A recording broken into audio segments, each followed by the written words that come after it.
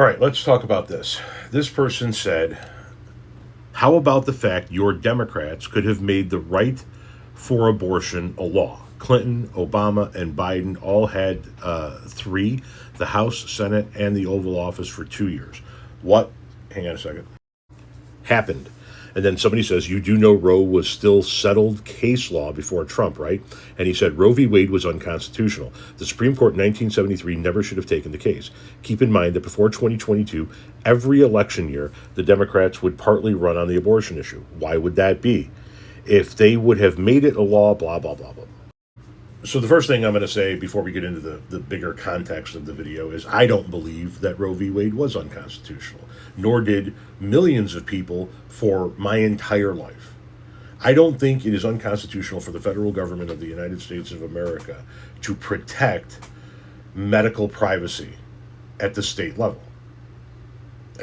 I don't understand what's unconstitutional about that. Having said that, let's move on to the crux of the issue.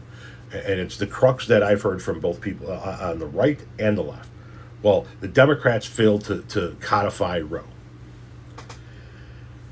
There is a reason why the Republican Party worked so hard over the course of 50 years to flip the Supreme Court.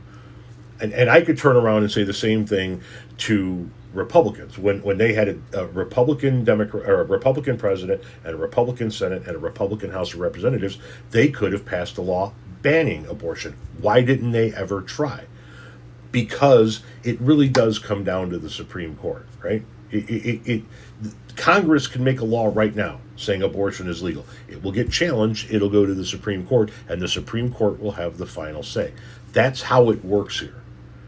And that's why people like Mitch McConnell didn't fight year after year after year, election cycle after election cycle after election cycle, to get a bill passed to ban abortion nationwide. They fought all those years to flip the Supreme Court because that's where it matters. We could all make laws in blue states right now legalizing abortion, saying that abortion is legal across the board, and somebody's going to challenge it, and it's going to go to the Supreme Court. And that's where the power lies.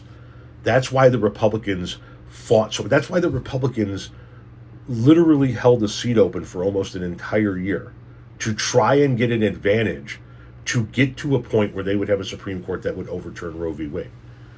See, a Democratic Congress could pass a bill today codifying Roe and give it to a Democratic president and get it passed. And if the bill is challenged in the legal system and it makes it all the way to the Supreme Court and the Supreme Court deems it unconstitutional, then it doesn't matter what that bill is. Or a Democratic Congress could pass a bill today, hand it to a Democratic president and sign it saying that abortion is legal.